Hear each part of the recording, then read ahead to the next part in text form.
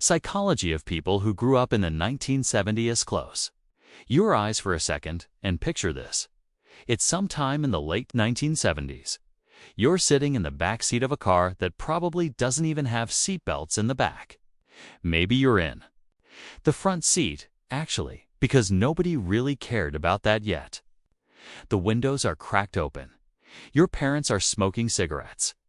Somewhere through the slightly fuzzy speakers of an AM radio, music from Fleetwood Mac or the Eagles drifts through the car, and nobody is watching you. Not because they didn't care, but because that was normal. No one called it neglect. No one called it risky. It was just how childhood worked. And if you grew up in that era, something about that environment quietly shaped the way you see the world today, often in ways you may still be unpacking decades later. Because growing up in the 1970s left a psychological fingerprint on a generation, one that goes far deeper than simple nostalgia. People often say things like things were simpler back then, but that phrase barely scratches the surface. The reality is more complex, and in many ways, more fascinating. Let's start with something that isn't talked about nearly enough. The 1970s was the first decade where the American family structure began visibly fracturing in real time. Divorce rates didn't just rise, they exploded. Between the 1960s and the early 1980s, divorce rates in the United States roughly doubled, eventually peaking in the late 1970s. For millions of children, this wasn't just a statistic. It was their everyday life. It was Thursday afternoon. It was their parents separating. It was suddenly living between two houses. Researchers who later studied what sociologists sometimes call the divorce generation discovered something interesting. Children who grew up during this wave of family disruption often developed a very particular worldview. They learned very early in life that love could be conditional, that stability could disappear, and that adults were often just trying their best in situations they didn't fully understand themselves. And strangely, that realization didn't always make those children bitter. Instead, it made them adaptable. Kids in the 70s didn't just learn that things fall apart. They learned how to keep going when they do. Imagine this scene. It's 1977. You're 11 years old. You're waiting outside a friend's house. Your mom was supposed to pick you up an hour ago. She forgot. Not because she didn't care, but because she's working 2 jobs. Now, since your dad left 8 months earlier, eventually she pulls up. You get in the car, neither of you really says much. There's no apology, not because it isn't deserved, but because both of you silently understand something. Life is harder now, and the quiet between you isn't angry. It's simply the shape of things. Moments like this forced many children of the 70s to develop emotional awareness far earlier than expected. Psychologists studying childhood development during divorce, including researcher E. Mavis Hetherington, who conducted one of the most extensive 20-year studies on divorced families, noticed a pattern. They called it parentification. Parentification happens when children begin taking on emotional responsibilities that usually belong to adults. Sometimes that means comforting a stressed parent. Sometimes it means being the responsible one in the house. Sometimes it simply means learning not to ask for too much. From the outside, these children often looked incredibly mature. Teachers might say things like, "They're so responsible for their age." But internally, many of them were also carrying a quiet loneliness. Because when you grow up learning that your needs might overwhelm the adults around you, you learn to ask for less. You become self-sufficient very quickly, sometimes too quickly. And here's the uncomfortable realization many people from that generation have later in life. What they thought was simply their personality, their independence, their emotional toughness, may actually have started as a coping strategy, a survival skill that slowly hardened into a character trait. But there's another side to the story of 70s childhood, one that people often romanticize but rarely fully understand. Kids in the 1970s were also astonishingly free. Not Instagram version freedom. Not nostalgic movie montage freedom. Real. Freedom. Unsupervised. Unstructured. Figure-it-out. Yourself freedom.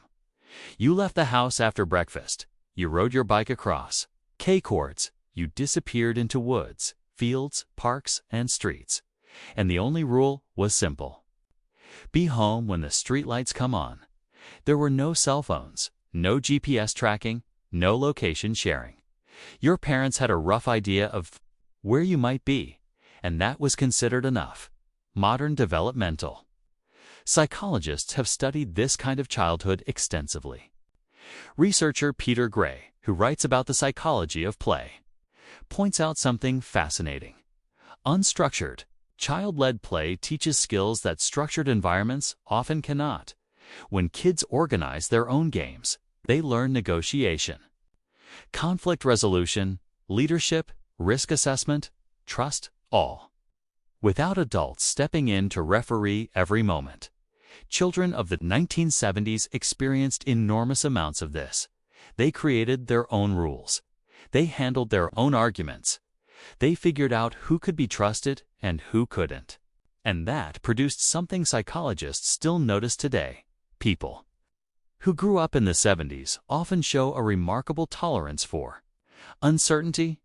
They don't panic as quickly when situations are unclear. They're comfortable figuring things out as they go. For younger generations raised in highly structured environments, they can sometimes look mysterious. But for 70s kids, uncertainty was just normal life. And there was another invisible force shaping that generation, the cultural atmosphere of the time. The 1970s carried a strange emotional tone, a kind of quiet disillusionment.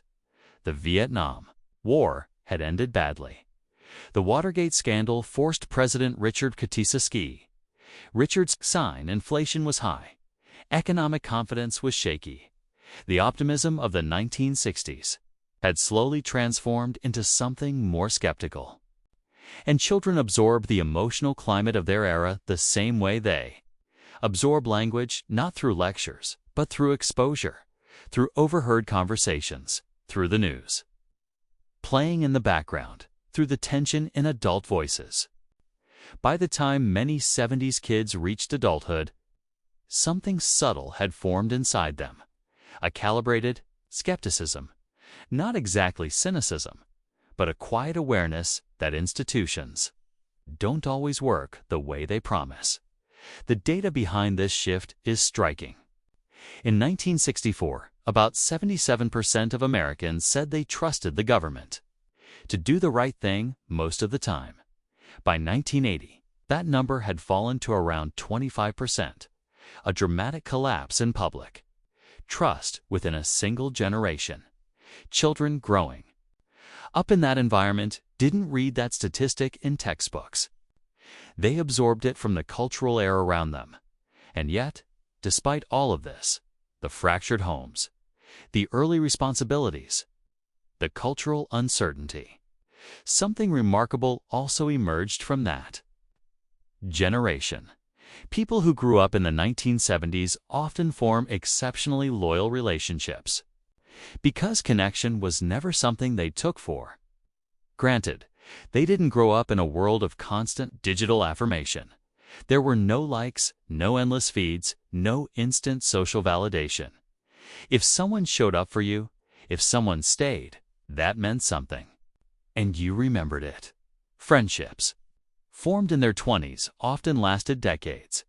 Partnerships were held with a certain seriousness, because when you grow up learning that things can disappear, you hold on to what remains carefully. Psychologist Don McAdams, known for his work on narrative identity, argues that people make sense of their lives through stories, and individuals who grow up in complex or unstable environments often develop richer personal narratives. They become more comfortable with contradiction. They understand that people can be flawed and loving at the same time, that life can be messy and meaningful simultaneously. And in many ways, That might be one of the quiet strengths of those who grew up in the 1970s. They learned to live with reality exactly as it is. Not perfectly structured, not constantly supervised, not always stable, but real. And if you grew up in that era, riding your bike across town with no helmet, sitting in the back seat of a smoky car, watching a complicated world unfold around you, then chances are some of that resilience still lives inside you today. A kind of grounded understanding that life doesn't always resolve neatly, but it can still be meaningful.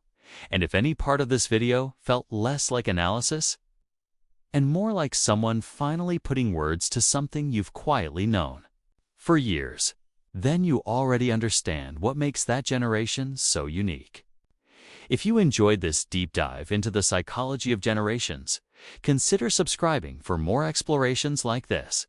And if you're curious about the hidden psychology shaping other generations, check out the next video on screen. I think you'll find it surprisingly familiar.